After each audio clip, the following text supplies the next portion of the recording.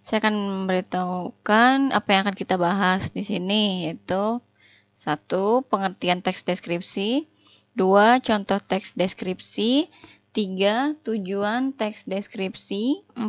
Ciri-ciri teks deskripsi, 5. Jenis teks deskripsi, ke-6. Struktur teks deskripsi, dan ke-7. Kaidah kebahasaan teks deskripsi. Pembahasan pertama yaitu tentang pengertian teks deskripsi. Teks deskripsi adalah teks yang menggambarkan keadaan, bentuk, atau suasana tertentu seperti benda, orang, tempat, sesuai dengan objek yang sebenarnya.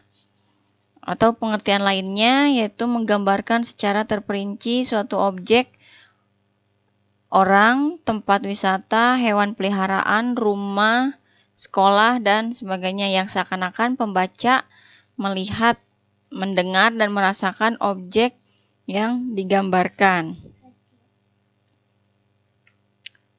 Di sini ada contoh teks deskripsinya, yaitu rumah.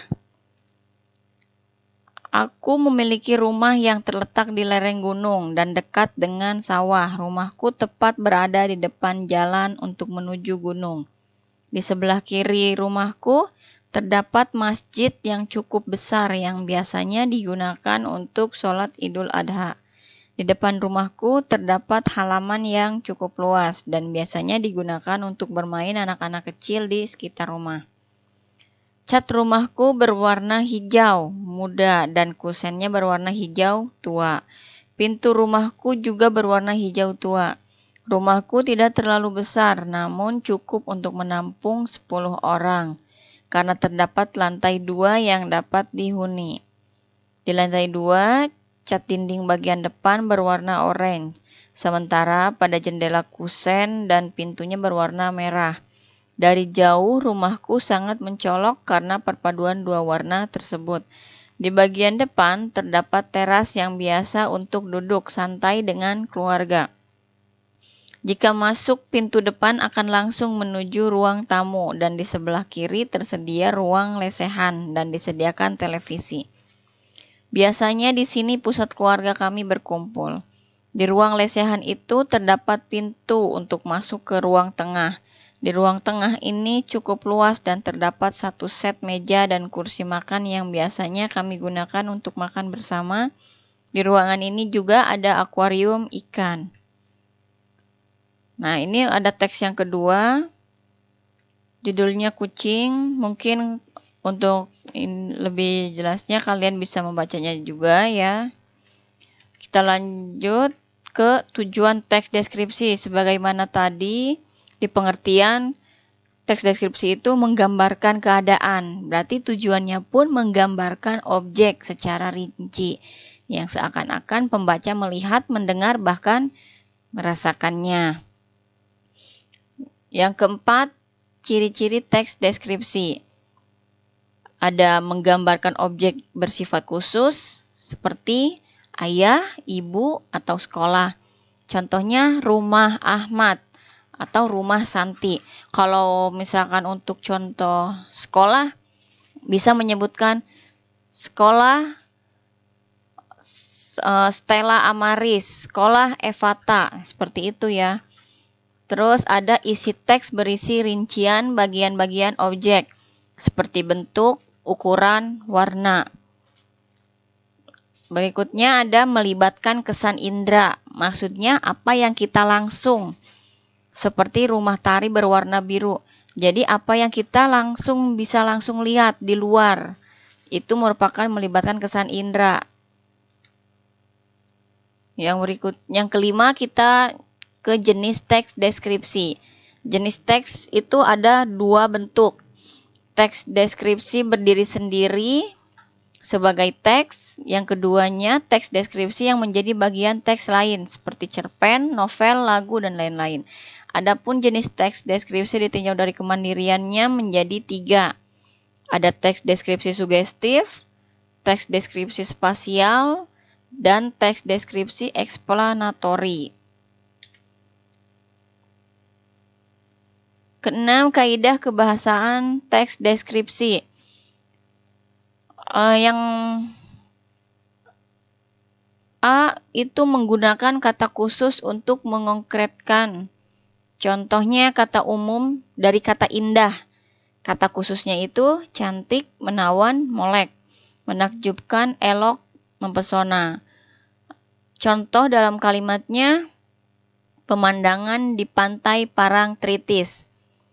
Yang berikutnya, kaidah kebahasaan dalam teks deskripsi itu menggunakan kalimat rincian untuk mengkonkretkan. Contohnya di sini ada kalimat ibuku orang yang baik. Ini merupakan kalimat umum. Kalimat rinciannya, dia suka membantu dan menolong orang. Dia ramah dan tutur katanya lembut kepada siapa saja. Jadi, kalimat rincian adalah kalimat yang menjelaskan kalimat umum. Seperti pada contoh, ibu mempunyai sifat yang baik, dijelaskan sifat baiknya itu. Dia suka menolong, ramah, tutur katanya lembut, dan sebagainya. Jadi, di dalam kalimat rincian terdapat kata khusus. Kata umum dari kata baik, kata khususnya bisa berupa ramah, suka menolong, tutur katanya lembut, dan sebagainya. Kaidah bahasa berikutnya menggunakan serapan panca indera, seolah dapat dilihat, seolah dapat didengar, dan seolah dapat dirasakan. Ada contohnya di sini, warna kulit ayahku kuning langsat. Itu seolah dapat kita lihat. Terus contoh berikutnya, debur ombak pantai terdengar berirama. Itu seolah dapat didengar. Dan contoh berikutnya, udara sangat terasa segar, seolah dapat dirasakan.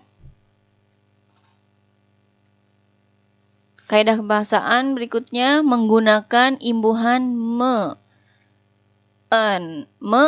en dengan kata dasar k, t, s, p. Contoh di sini, men ditambah kata dasarnya pesona, menjadi memesona. Terus contoh berikutnya, men ditambah kata dasar takjub, menjadi menakjubkan. Men ditambah kata dasar saji dan ditambah imbuhan kan, menjadi menyajikan. Men ditambah konsumsi, menjadi mengonsumsi. Men ditambah kata klaim, menjadi mengklaim. Men ditambah kata produksi, menjadi memproduksi. Men ditambah kata dasarnya traktir, menjadi mentraktir. Men ditambah kata dasar skor, menjadi menskor. Jadi, apabila ada imbuhan men ditambah kata dasar dengan awal huruf K, T, S, P, maka huruf K, T, S, P melesap atau hilang, seperti pada contoh tersebut.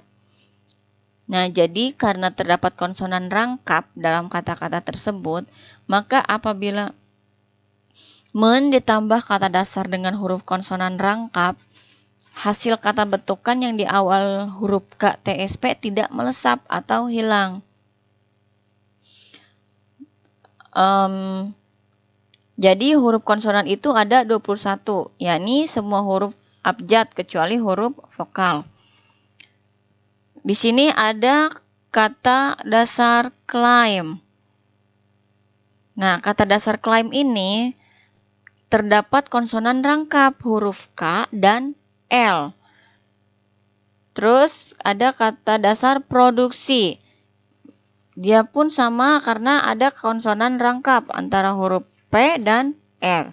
Maka kata bentukan yang baku adalah mengklaim dan memproduksi. Makanya tidak melesap atau tidak hilang. Bentukan salahnya mengklaim dan memproduksi. Itu untuk kata bentukan salahnya. Yang berikutnya, kaidah kebahasaan ada menggunakan kata depan dan awalan di, ke, dari, pada. Contoh, untuk kalimat pertama, ibu pergi ke pasar. Ya, berikutnya, ayah bekerja di kantor.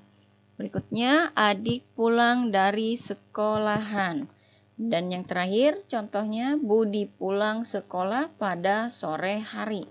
Jadi, penggunaan kata di, ke, dari, dan pada jika kata yang mengikutinya merupakan keterangan tempat, waktu, maupun arah, maka penulisannya dipisah seperti pada contoh di atas.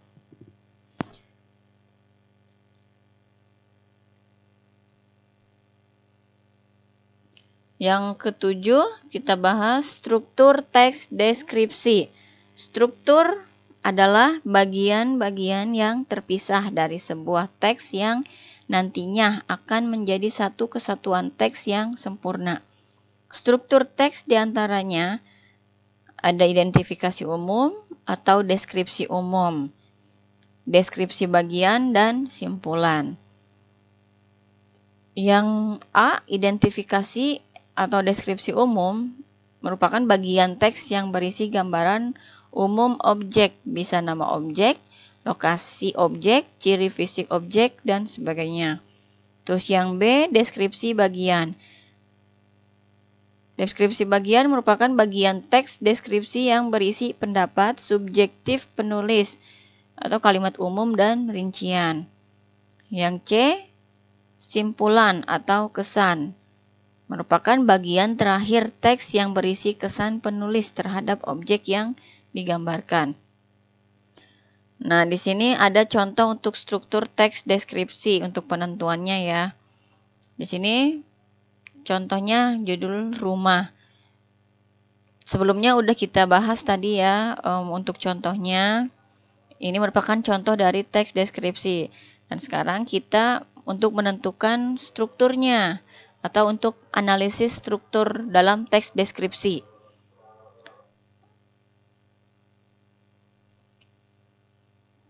Oke, kita mulai pembahasan dari contoh teks tersebut.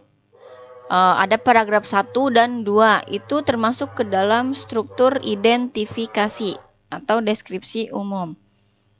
Terus berikutnya paragraf 3 dan 4 itu termasuk ke dalam struktur teks deskripsi bagian. Yang terakhir paragraf 5 merupakan ke dalam simpulan. Oke, cukup sekian materi pembelajaran bab 1 dari saya tentang teks deskripsi. Semoga bermanfaat dan semangat terus untuk belajar. Sampai jumpa di pembelajaran daring berikutnya. Wassalamualaikum warahmatullahi wabarakatuh.